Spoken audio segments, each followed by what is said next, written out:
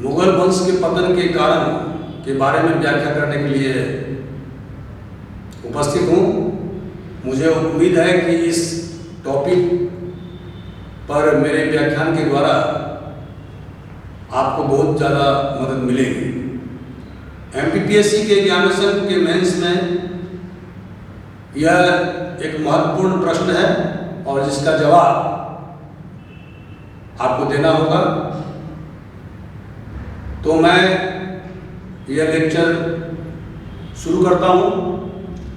जैसा कि मैंने लिखा है कि मुगल वंश के पतन के कारण, सबसे पहला प्रश्न यह है कि मुगल कौन थे। आपको मालूम होना चाहिए कि सल्तनत के पतन के बाद में 1526 ईस्वी में बाबर ने प्रथम पानीपत युद्ध में इब्राहिम लोदी को हरा करके मुगल वंश की स्थापना की थी और यह वंश 1526 से लेकर के 1857 तक चला था, जिसके कि अंतिम बादशाह बहादुर शाह जफर थे, जिनको कि अंग्रेजों ने रंगून यानी बर्मा भेज दिया था, जिसको कि आजकल म्यांमार बोलते हैं, और वहीं पर उनकी मृत्यु हुई थी। तो 1526 से लेकर के 1857 तक मुगलों का शासन यहाँ रहा, लेकिन वर्चुअली इनका शासन औरंगजेब की मृत्यु मतलब 1707 में औरंगजेब की मृत्यु हुई, उसके बाद से इस वंश का पतन शुरू हो गया और 1740 ईस्वी आते आते मुगल शासक एक तरह से धीरे धीरे कमजोर हो गए। 1739 में जब नादिर शाह ने हिंदुस्तान पर आक्रमण किया था, यहाँ से कोहिनूर हीरा ले गया था, करोड़ों की प्रॉपर्टी ले गया था, और उस समय में मोहम्मद शाह रंगीला बादशाह था, तो वहाँ से इनका पतन शुरू हो गया, जो बाद में बैटल ऑफ पलासी 1757 और उसके बाद में बैटल ऑफ बक्सर 1764 में हुई, जिसमें कि मुगलों की हार हुई या उनके नवाब की हार हुई, और इस तरह से ईस्ट इंडिया कंपनी ने पूरी तरह से इन्हें गिरफ्त में ले लिया। लेकिन यह बात ध्यान में रखने लायक है कि उसके बाद भी इस वंश को ईस्ट इंडिया कंपनी ने खत्म नहीं किया और मुगल बादशाह के माध्यम से ही वो अपना सरकार चलाते रहे। दिल्ली के तख्त पर ईस्ट इंडिया कंपनी 1857 तक, मतलब रिवोल्ट, जिसको फर्स्ट वॉर ऑफ इंडिपेंडेंस बोलते हैं, अपना शासन सूत्र हाथ में नहीं लिया था। और भले ही नाम मात्र के शासक हों, लेकिन मुगलों को दिल्ली के लाल किले में विराजमान रखा। इससे पता चलता है कि मुगल शासकों का इस देश के जनमानस पर, नोबिलिटी पर, अभिजात वर्ग पर कितना प्रभाव था, जिसके कारण अंग्रेज अगर चाहते तो वो 100 वर्ष पहले ही सत्ता के सूत्र अपने हाथ में ले सकते थे, लेकिन उन्होंने ऐसा नहीं किया। तो दोस्तों, ये लगभग 200-250 वर्षों का जो मुगलों का इतिहास रहा है, ये बहुत ही महत्वपूर्ण इतिहास रहा है, जिसमें कि बाबर, हुमायूं, अकबर, जहांगीर, शाहजहां और औरंगजेब, ये बहुत ही महत्वपूर्ण बादशाह हुए हैं, जो कि हिंदुस्तान में उस समय में इनका एक छत्रराज था।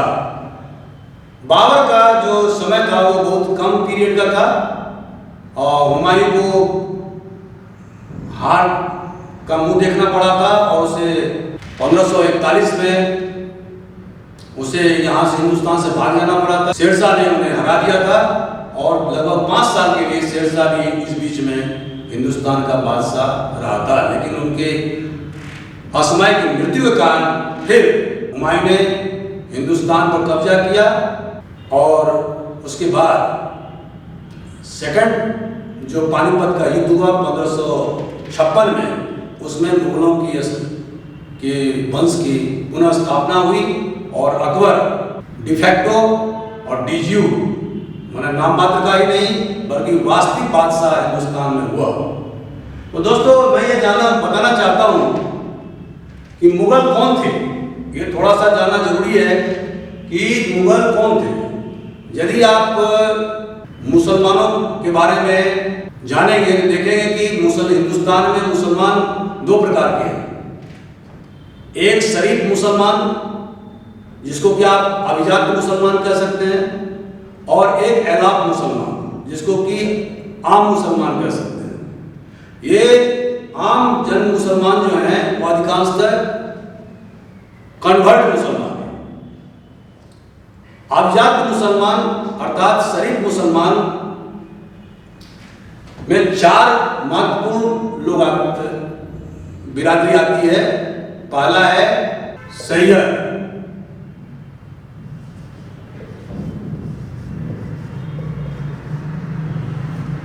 सैयद लोग वो हैं जो मोहम्मद साहब के सीधे डिसेंडेंट माने वंशज माने जाते हैं। और इन मुसलमानों में माने 4 प्रकार के मुसलमानों में इनका स्थान सबसे महत्वपूर्ण होता है इस्लाम में। दूसरा है शेख। शेख वो मुसलमान हैं जो नोबिलिटी माने दरबारी या शासन सूत्र चलाने वाले या बादशाह के जो कोटियर हैं उनके नजदीक में रहने वाले लोग, इनको शेख या लीडर, मिलिट्री लीडर, इसको शेख बोलते हैं, जिनका स्थान नंबर दूसरा है। तीसरा अफगान।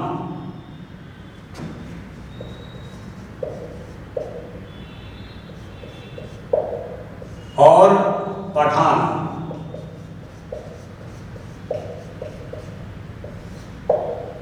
जब चूंकि मुगल सेंट्रल एशिया से आए थे, इसलिए हिंदुस्तान पर आक्रमण करने से पहले उन्होंने काबुल को जीता, कंधार को जीता, पंजाब को जीता। और ये जो सारे जो अफगान प्रदेश है जो आजकल अफगानिस्तान के नाम से जाना जाता है, वो पहले बाबर ने उन सब एरिया को जीता। तो स्वाभाविक रूप से जो मिलिट्री लीडर्स थे अफगानों में, उनको उन्होंने अपने साथ शामिल कर लिया और ये सब अभिजात के वर्ग में आते हैं। इसके बाद में और इसके बाद ये भी हमें मालूम होना चाहिए कि जो बाबर ने हिंदुस्तान में प्रथम पानीपत युद्ध में जीत हासिल की थी, वो अंतिम शासक जो इब्राहिम लोदी था वो भी एक अफगान शासक था। तो जब उसका वंश खत्म हो गया तो बहुत सारे जो मिलिट्री लीडर्स थे अफगान के, वो मुगलों के अधीन आ गए और उनका हैसियत बहुत ही ऊंचा हो गया। और मुगल वंश के विस्तार में उनकी महती भूमिका रही है। चौथा है मुगल।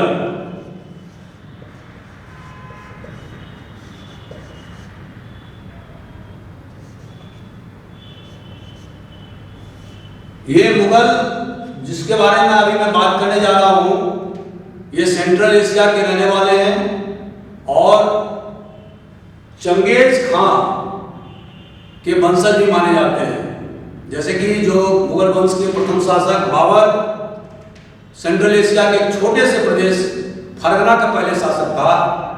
वहां पर उसे हमेशा लड़ाई युद्ध लड़ना पड़ता था। कभी उसके पास में वो छोटा सा प्रदेश रहता था, कभी नहीं रहता था। वो उस इलाके में लोग बहुत ही लड़ाकू किस्म के लोग थे, तो इससे हमेशा युद्ध करना पड़ता था। आपको मालूम होना चाहिए कि बाबर का पिता शेख मिर्जा की मृत्यु तब हो गई थी जब बाबर 12-13 साल का था। तो उस समय से वह वहां से निकलने की कोशिश करता था और अंत में उसने काबुल पर फतह पाई, उन्हें जीत पाई। उसके बाद उसने पश्चिमी पंजाब, नॉर्थ वेस्ट फ्रंटियर जो आज का इलाका है, उन पेशावर वगैरह सबको जीता। और उसके बाद अल्टीमेटली वह पानीपत के युद्ध में इब्राहिम लोदी को हरा करके मुगल वंश की स्थापना किया। तो अब मैं यह बताना चाहता हूं कि जो मुगल वंश एक समय में विश्व में सबसे नंबर 1 का राजवंश था, जिसके सत्ता के सामने कोई नहीं था। इवन ओटोमान साम्राज्य या पर्शिया के साम्राज्य या और अन्य साम्राज्य जो सफाविद साम्राज्य इसको बोलते हैं, वो सब कोई बराबरी में नहीं टक्कर में खाते थे। ऐसा क्या हो गया कि मुगल वंश का पतन हुआ? तो सबसे पहले हम देखते हैं नंबर 1 कि मुगलों में किसी प्रकार जो औरंगजेब के बाद में जो भी मुगल शासक हुए वो उनकी योग्यता एक कमजोर शासक सिद्ध हुए, उनके उतनी योग्यता नहीं थी जितनी की होनी चाहिए। जैसे कि औरंगजेब के मृत्यु के बाद में उसका पुत्र बहादुर शाह शासक हुआ और उसने सिर्फ 5 साल का शासन किया। इस 5 साल के शासन में उसने अपने जितने भाई थे सबकी हत्या कर डाली और उसके बाद में वो गद्दी पर विराजमान हुआ। उसके बाद जहांदार शाह, फर्रुखसियार, मोहम्मद शाह रंगीला, अकबर द्वितीय, बहुत सारे अहमद शाह, बहुत सारे राजा बादशाह हुए, लेकिन किसी में भी इतनी क्षमता नहीं थी कि वह अकबर या शाहजहां या जहांगीर या औरंगजेब जैसा शासन कर सके। और वो लोग दरबारियों पर, कोटियन पर ज्यादा निर्भर करते थे। तो इस कारण से औरंगजेब के बाद में एक भी ऐसा शासक मुगलों में नहीं हुआ जो सबको एक साथ लेकर के चल सके, सभी को एक साथ जोड़ सके। क्योंकि मुगलों का जो साम्राज्य था वो आज की तारीख में जो आप बांग्लादेश, आज का हिंदुस्तान, केवल तमिलनाडु और केरल को छोड़ के, और आज का पाकिस्तान और आज का अफगानिस्तान, इतना बड़ा साम्राज्य था। आपको मालूम है उस जमाने में कम्युनिकेशन के साधन बहुत कम थे और उस स्थिति में एक सफल शासक की जरूरत थी और वो सफल शासक बाद के वर्षों में एक भी मुगलों में पैदा नहीं हुआ। वो आपस में ही लड़ते थे, अपने भाइयों को मारते थे, दरबारियों के साथ एक दूसरे से मिले रहते थे और फिर दूसरे की हत्या करवा देते थे। जैसे जब बहादुर शाह की मृत्यु हुई तो उसके बाद में उसका तीसरे नंबर का पुत्र जहांदार शाह गद्दी पर बैठा, लेकिन उसने अपने तीनों भाइयों की हत्या की। और उसने जुल्फिकार खान जो उसका प्राइम मिनिस्टर था बहादुर शाह का, उसकी मदद से तीनों भाई की हत्या करवाई और उसके बाद में वो दिल्ली के तख्त पर तो आसीन हुआ। लेकिन ठीक 1-1.5 साल बाद जब जहांदार शाह ने औरंगजेब के पॉलिसी को, जैसे जजिया कर को या पोल टैक्स को, जिसको यात्रा कर बोलते हैं, उसको पलट दिया, मैंने खत्म कर दिया, तो वहां के दरबारियों में, वहां के कोर्ट में जहांदार शाह के खिलाफ एक माहौल पैदा किया गया और उसके भाई जहां शाह, जिसकी हत्या जहांदार शाह ने किया था, उसके बेटे फर्रुखसियार को गद्दी पर बैठाया गया और जहांदार शाह को लाल किला में ही मार दिया गया। इसी तरह से सैयद बंधु जो बाद में बहुत प्रभावशाली हो गए थे, 1720 ईस्वी में उन्होंने फर्रुखसियार को, जो सैयद बंधुओं के ताकत को कम करना चाहता था, उसको लाल किले के अंदर मार दिया। यह सिलसिला चलता रहा और धीरे धीरे मुगल वंश खोखला होता। दूसरी बात यह थी कि इनमें महिलाओं को रखने की, जिसको कि जनान खाना बोल सकते हैं, ये बहुत बड़ी आदत थी, बहुत गंदी आदत थी। और इनके हरम, जिसको हरम बोलते हैं पर्शियन में, हरम में 6-6 हजार, 10-10 हजार महिलाएं रहती थी। इनके रखरखाव पर लाखों रुपए खर्चे होते थे। तो इन सब कारणों से एक भ्रष्टाचार का एक अड्डा बन गया था, तो वो भी एक सहायक रहा मुगलों के पतन के कारण। दूसरा जो कारण है वो है absence of definite law of succession. उत्तराधिकार का कोई नियम मुगलों में नहीं था। आप देखेंगे कि बाबर के 4 पुत्र थे और हुमायूं सबसे बड़ा था, लेकिन बाबर के मरने के बाद में बाबर के जो वसीयतनामा था उसके हिसाब से उन्होंने अपने साम्राज्य को, जो कि उस समय बहुत बड़ा नहीं था, 4 भागों में विभाजित कर दिया था। लेकिन धीरे धीरे सभी भाई एक दूसरे से झगड़ने लगे और अल्टीमेटली हुमायूं को कार्रवाई करना पड़ा। और सबसे बुरे दिन में किसी भाई ने उसको मदद नहीं किया, जब वो हिंदुस्तान से उसे भागना पड़ा, शेरशाह से हार जाना पड़ा बैटल ऑफ कन्नौज में, बैटल ऑफ चौसा में, जो बाद में हम बताएंगे। तो इस कारण से हुमायूं को फाइनली अपने भाइयों को खत्म करना पड़ा। उनके जितने भी किंगडम थे जो बाबर ने डिवाइड किया था, उनको सभी को अपने में शामिल करना पड़ा। इसी तरह से आपने अकबर के समय में देखा होगा, अकबर और अभी फिल्म जोधा अकबर में आपने देखा होगा कि किस तरह से उसका जो हाफ ब्रदर है आदम खान, और उसको मालवा का गवर्नर बनाया गया था, उसने सारे रेवेन्यू अपने आप हड़प लिया। और जब उससे सवाल पूछा गया, उसका हिसाब मांगा गया, तो उससे वो बदतमीजी पर उतर गया और अल्टीमेटली अकबर को उसे मारना पड़ा, हत्या कर देना पड़ा। तो ये जहांगीर और शाहजहां, औरंगजेब, बहादुर शाह प्रथम, इन सभी ने और इवन जहांदार शाह ने, सब ने अपने अपने भाई को कत्ल किया। और कत्ल करने के बाद में वो गद्दी पर बैठे। तो मुगलों के बारे में एक कहावत प्रसिद्ध है कि आइदर किंगशिप और कॉफिन, या तो आप तख्त पर बैठोगे या आपको ताबूत खाने में डाल दिया जाएगा। इससे मुगल डायनेस्टी धीरे धीरे कमजोर होता गया। और तीसरा कारण है हेटेरोजेनस नोबिलिटी। जो कुलीन वर्ग था मुगलों में, मुगल शासन के जो दरबारी थे, वो विभिन्न प्रांतों से आते थे। जैसे पर्शियन लोगों का, जिसको ईरानी बोलते हैं, उनका एक समूह था जो बहुत महत्वपूर्ण ओहदे पर थे। जैसे नूरजहां का जो पिता इत्मादुल्ला खान, वो एक पर्शियन था जो कि बहुत महत्वपूर्ण पद पर काबिज था। उसके बाद उसका भाई आसिफ खान, वो तो प्राइम मिनिस्टर तक था। तो इस तरह से जो नोबिलिटी था, जो कुलीन वर्ग थे, जो दरबारी लोग थे, उनकी एक रूपता नहीं थी।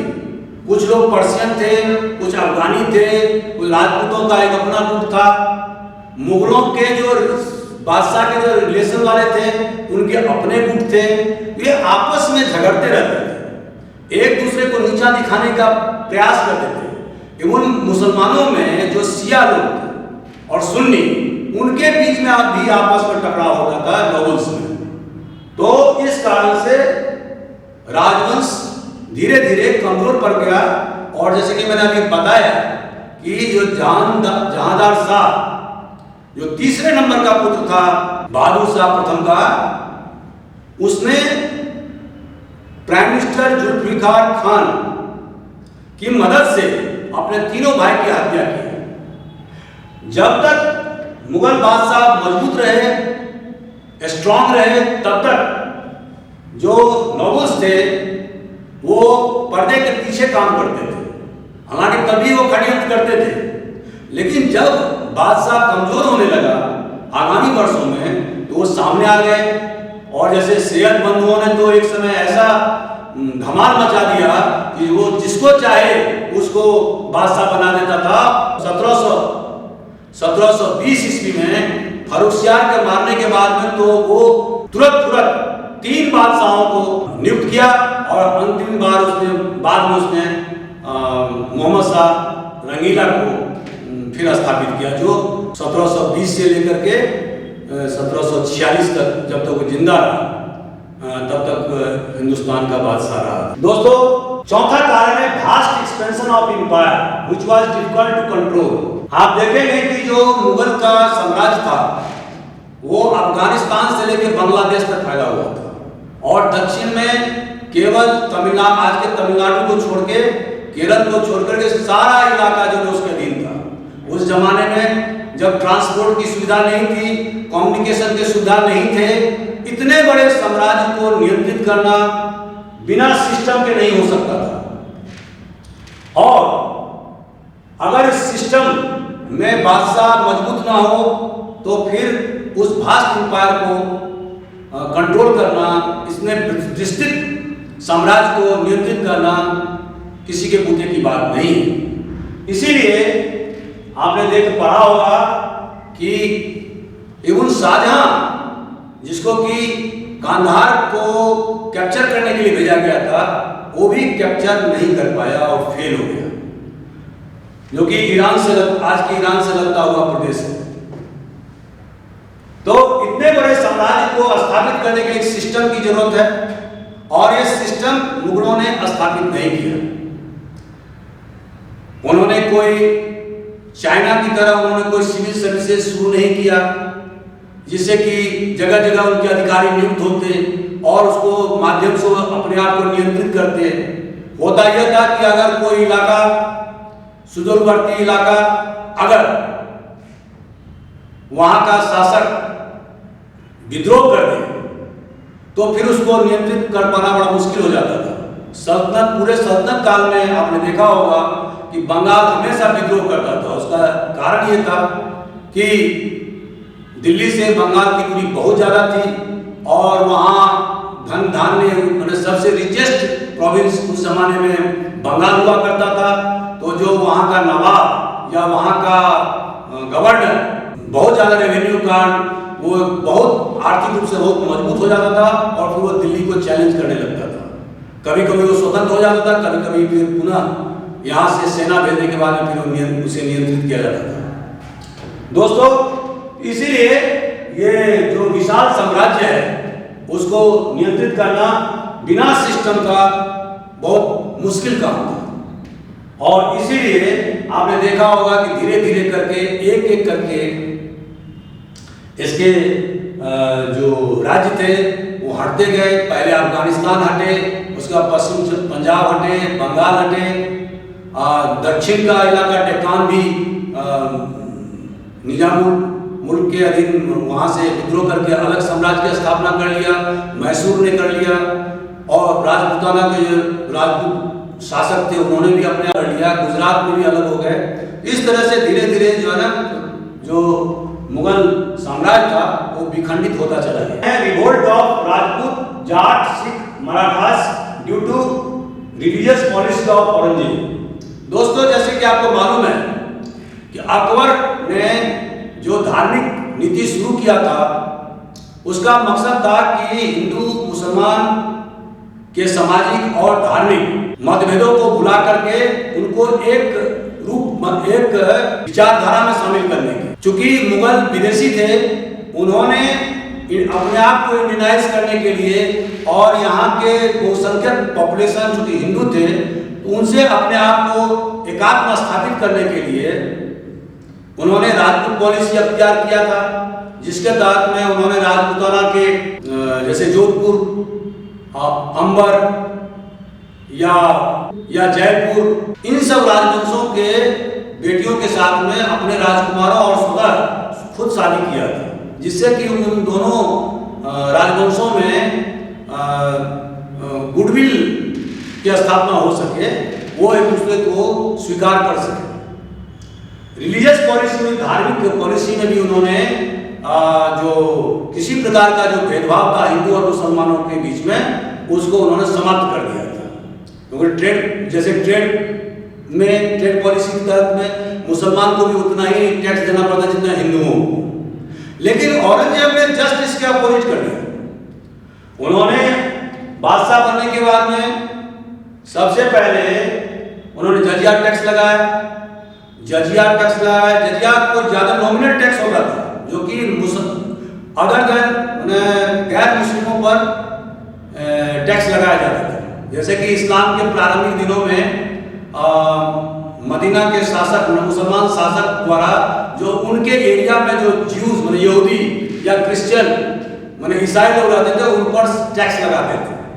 तो यही फॉर्मूला औरंगजेब ने लगाया और उन्होंने कहा कि नहीं, जो गैर मुसलमान हैं उनको जजिया टैक्स देना पड़ेगा। वो टैक्स करीब 2-2.5% का होता था, लेकिन it was very very discriminatory और ये पूरा भेदभावपूर्ण था, जिससे कि हिंदुओं में बहुत ज्यादा इसके लिए गुस्सा हुआ और उनके पूरे शासनकाल में हिंदुओं में, चाहे वो सिख हो, सतनामी हो, मराठा हो, ये सारे जो विभिन्न जो समूह थे उनमें मुगलों के खिलाफ में एक विद्वेष की भावना उत्पन्न हो गई। जैसे राजपूतों में विद्रोह, आप दोस्तों जोधपुर में एक राजवंश था राजपूतों का। जब महाराजा जसवंत सिंह की मृत्यु 1670 ईस्वी के लगभग में हुई थी और वो सेंट्रल एशिया में मुगलों के कमांडर इन चीफ होकर के वहाँ लड़ाई या युद्ध कर रहे थे और उसी समय में उनकी मृत्यु हुई वहाँ पर काबुल से आगे। तो उसके बाद उनका जो कोई वारिस नहीं था और जब वो उनकी रानियां वहाँ से आई तो उसमें से एक रानी ने जो प्रेग्नेंट थी उन्होंने एक बच्चा उनको हुआ जिसका नाम था अजीत सिंह। लेकिन औरंगजेब ने उस बच्चे को स्वीकार करने से सख्त मना कर दिया। बाद में दुर्गादास राठौर के नेतृत्व में उन्होंने विद्रोह किया, वहाँ से दिल्ली से वो भागे, किसी तरह से जोधपुर गए।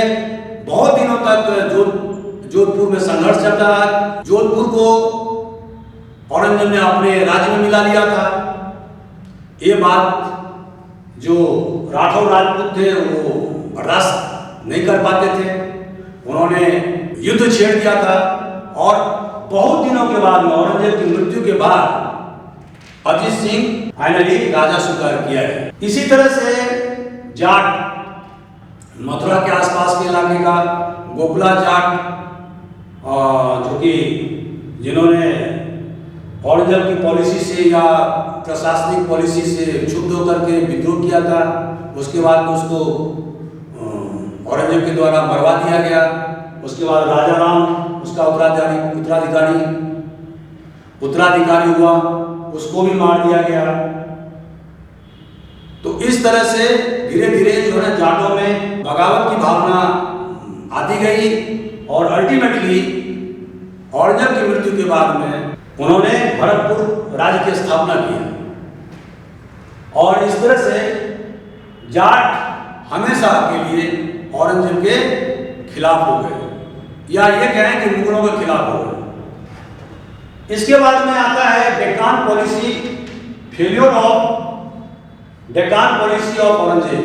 दोस्तों जिस समय औरंगजेब का शासन था उस समय डेक्कान में 5 स्टेट थे, जिसमें से 2 स्टेट गोलकुंडा और बीजापुर ये दोनों सिया स्टेट थे। औरंगजेब से पहले 3 स्टेटों को शाहजहां के द्वारा मिला दिया गया था। 2 स्टेट का अपना स्वतंत्र सत्ता था या स्वराज था, वो कुछ नॉमिनल फीस देकर के मुगलों के अधीन थे। लेकिन औरंगजेब को यह बर्दाश्त नहीं हुआ।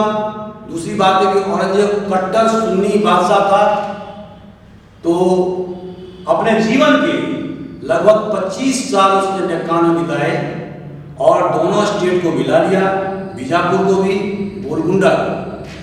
इससे मुगल साम्राज्य पर बहुत विपरीत प्रभाव पड़ा और इसकी जो आर्थिक संरचना थी, जो आर्थिक स्थिति थी, वो चरमरा गई। इसके बाद जो अगला पॉइंट है वो है नादिर शाह का आक्रमण 1739 ईस्वी में। नादिर शाह पर्सिया मतलब ईरान का रहने वाला था और एक खूंखार किस्म का व्यक्ति था। उसका इरादा हिंदुस्तान के माल असबाब को लूटना था। उसको पता था कि हिंदुस्तान बहुत ही धनी। उसको ज्ञात हुआ कि मुगल साम्राज्य बहुत रिच साम्राज्य है, वहाँ करोड़ों की दौलत है और अगर वो वहाँ पर आक्रमण करता है तो इससे उस धन से वो अपनी सत्ता को यहाँ पर ईरान में या पर्सिया में मजबूत कर पाएगा। दोस्तों इस कारण से उसने हिंदुस्तान पर आक्रमण किया। उसे यह भी पता था कि हिंदुस्तान के तट पर मुगल मोहम्मद शाह रंगीला बैठा हुआ है और वह एक कमजोर शासक है जिसको कि शासन प्रशासन से उतना लेना देना नहीं है जितना कि रंगरेली मनाने में, जिसके कारण उसका नाम ही रंगीला पड़ गया था। तो दोस्तों इस कारण से उसने करनाल में, जो कि हरियाणा प्रांत में पड़ता है और दिल्ली से लगभग 60-70 किलोमीटर की दूरी पर है, वहां पर 1739 में युद्ध हुआ और उसमें मुगलों को उसने बुरी तरह से पराजित किया। हालांकि नादिर शाह वहीं से लौट जाना चाहता था, वो दिल्ली नहीं जाना चाहता था क्योंकि उसको किसी ने कह दिया था कि अगर दिल्ली में आप जाएंगे तो आप खतरे से खाली नहीं है, वहां पर आपके सेना या आप पर आक्रमण हो सकता है, इसलिए आप यहां से लौट जाएं। लेकिन जो मोहम्मद शाह रंगीला का जो प्राइम मिनिस्टर था सादात खान, जो बाद में लखनऊ का नवाब बना, उसने उसको समझाया नादिर शाह को कि आप छोटी सी रकम लेकर के वापस क्यों जा रहे हैं, अगर आप दिल्ली जाएंगे तो आपको इससे भी हजारों गुना दौलत मिलेगा। और सादात खान ने यह काम इसलिए किया क्योंकि निजाम उल मुल्क को ज्यादा महत्व मिलता था मोहम्मद शाह के दरबार में, जो बाद में हैदराबाद चला गया और जिसने निजाम वंश की स्थापना की। इस बात से व्यथित था कि प्राइम मिनिस्टर रहते हुए भी उसको उतना तवज्जो नहीं दिया जाता है जितना कि निजाम मुल्क को दिया जाता है। और इसी कारण से उसने यह खेल रचा और नादिर शाह को दिल्ली आने के लिए उसने उत्प्रेरित किया। नादिर शाह ने दिल्ली में आकर के भारी कत्लेआम मचाया। मोहम्मद शाह रंगीला को उसके पैर पर अपने पगड़ी डालने पड़े, तब जाकर के कत्लेआम रुका।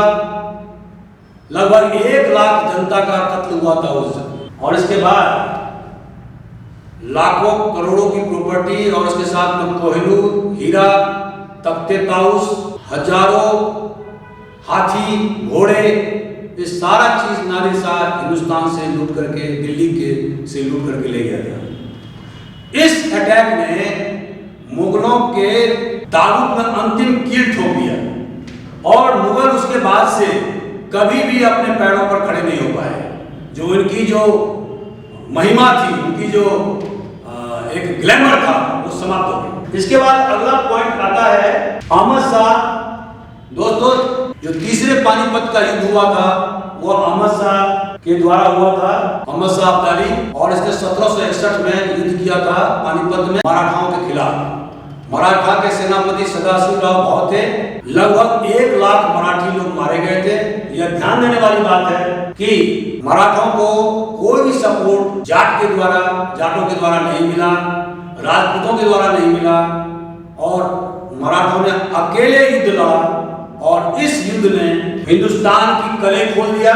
और जो मराठों का सपना था कि वो हिंदुस्तान के गद्दी पर बैठेंगे, दिल्ली के तख्त पर बैठेंगे और मुगलों को हटा देंगे, ये सपना हमेशा के लिए चूर चूर हो गया। उनका जो पेशवा था बाजीराव सेकंड, बालाजी बाजीराव, इस सदमे को बर्दाश्त नहीं किया और लगभग 6 महीने के अंदर उनकी मृत्यु हो गई। और उसके बाद में धीरे धीरे मराठा साम्राज्य जिसकी ताकत अटक से लेकर कटक तक पहुंच चुकी थी, मतलब नॉर्थ में पेशावर से आगे और उसके बाद में कटक मतलब उड़ीसा तक, अपने उनका भी पड़ाव शुरू हो गया, अपना डाउनफॉल शुरू हो गया और इसलिए वो कभी भी दिल्ली के गद्दी पर नहीं बैठ सके। एक और महत्वपूर्ण कारण है, मुगलों ने अपने नेवी को, नौसेना को कभी भी अपग्रेड नहीं किया।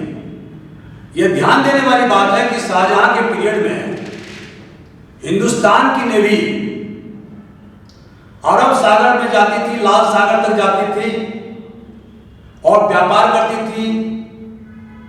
लेकिन धीरे धीरे मुगलों ने नेवी पर अपना फोकस कम कर दिया और इसका परिणाम यह हुआ कि जब ईस्ट इंडिया कंपनी का आगमन हुआ और उन्होंने बंगाल पर अटैक किया तो वहां का नवाब अलवर्दी खान, उन्होंने 1-2 बार अंग्रेजों को वहां से बाहर निकाल दिया, कलकत्ता से बाहर निकाल दिया। लेकिन वो फिर जमीन से बाहर जाके समुद्र में या टापू पर वहां पर जमा हो जाते थे और फिर जब देखते कि यहाँ का मिलिट्री चला गया तो उसका कमजोर पड़ गया तो फिर जाकर के वो मेन लैंड पर आ जाते थे।